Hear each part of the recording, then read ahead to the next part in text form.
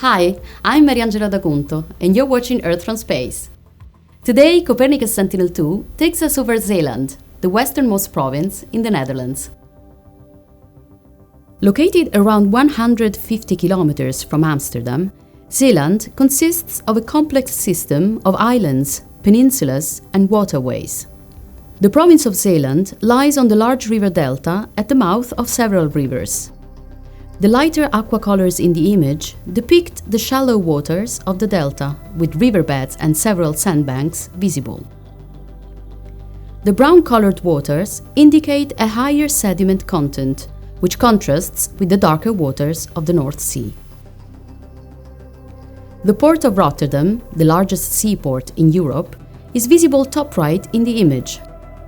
Antwerp in Belgium is visible in the bottom right, and the quaint city of Bruges can be seen in the bottom left.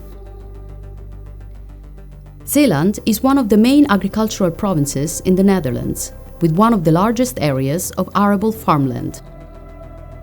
The patchwork of agricultural fields, visible on the islands and mainland, show the fields in the various stages of growth or harvest. The area supports cereals, potatoes, beets, cattle, and horticulture.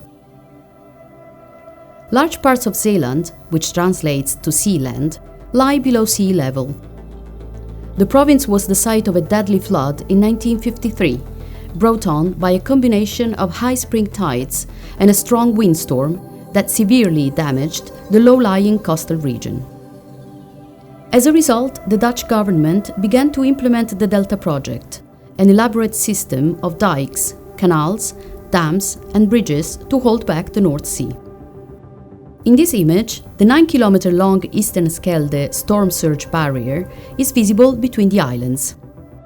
Since sea level rise is a key indicator of climate change, accurately monitoring the changing height of the sea surface over decades is essential for climate science, for policy making, and ultimately for protecting the lives of those in low-lying regions at risk. The Copernicus Sentinel-2 Michael Freilich satellite, set to launch in November, is the first of two identical satellites to be launched sequentially to provide accurate measurements of sea level change. Both satellites will reach 66 degrees north and south, a specific orbit occupied by the earlier missions that supplied the reference sea surface height data over the last 3 decades. This orbit will allow for 95% of Earth's ice-free ocean to be mapped every 10 days. And this brings us to the end of this edition. From the ESA Web TV studios, I'm Mariangela D'Acunto. Thank you for watching and see you next time.